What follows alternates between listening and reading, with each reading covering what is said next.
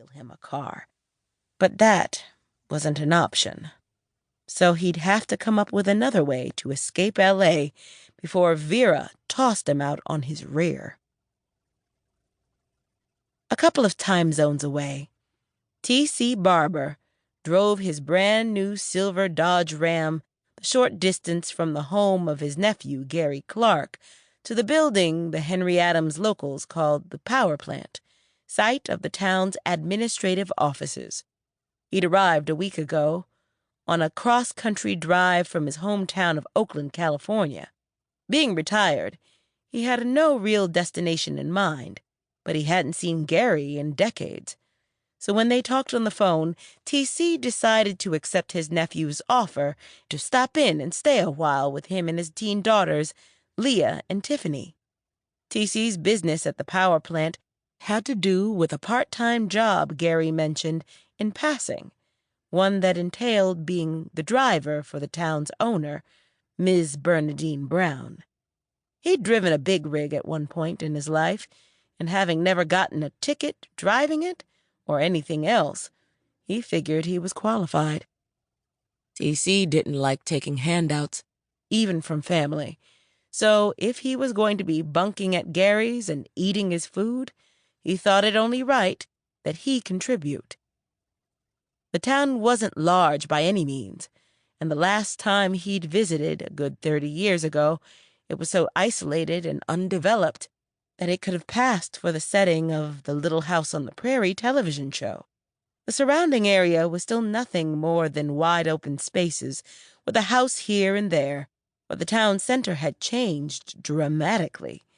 Paved streets replaced the dirt roads. There were street lights and sidewalks. He drove past a diner with the head-scratching name of the Dog and Cow, a large school, a church with beautiful stained glass windows, and a long building with a sign out front that read, Henry Adams Recreation Senior Center.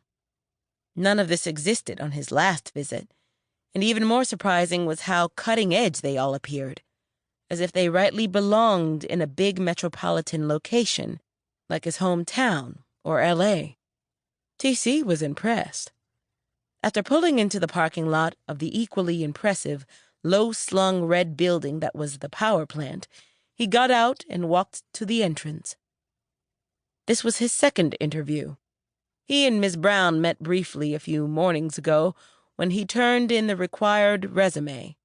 Gary's teenage daughter, Leah, had helped him with the computer typing and formatting. A blessing. Otherwise, he would have never gotten the thing done. Now inside the office, T.C. sat patiently while the woman he hoped would hire him went over his resume. As I stated during your initial interview, you will be the town driver, she explained, looking at him from where she sat fine and brown behind the desk, mostly taking folks back and forth to the airport down in Hayes.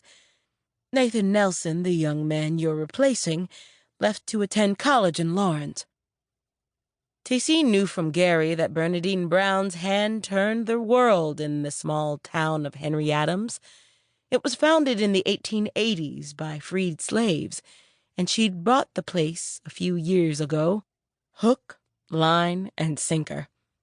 He'd never met a woman who'd owned a town before, and true to Gary's description, she was both classy and professional. She also had a man, which was fine with T.C. because he hadn't come to town to get tangled up with a woman, especially somebody else's. This is a pretty extensive resume, she continued, sounding impressed. You've done everything from working as a longshoreman to short-order cook and driving a big rig. He'd also lost his wife Carla to lupus back in the 90s, but resumes didn't cover heartache or the challenges of raising 3 kids alone. Ms. Brown went on to explain his benefits package, one he found surprisingly generous, considering the job was only temporary. We ran a background check and there are no red flags, so if you want the job, it's yours. Just need you to sign the agreement. She passed the document his way, and the words on the paper swam before his eyes like letters in a bowl of alphabet soup.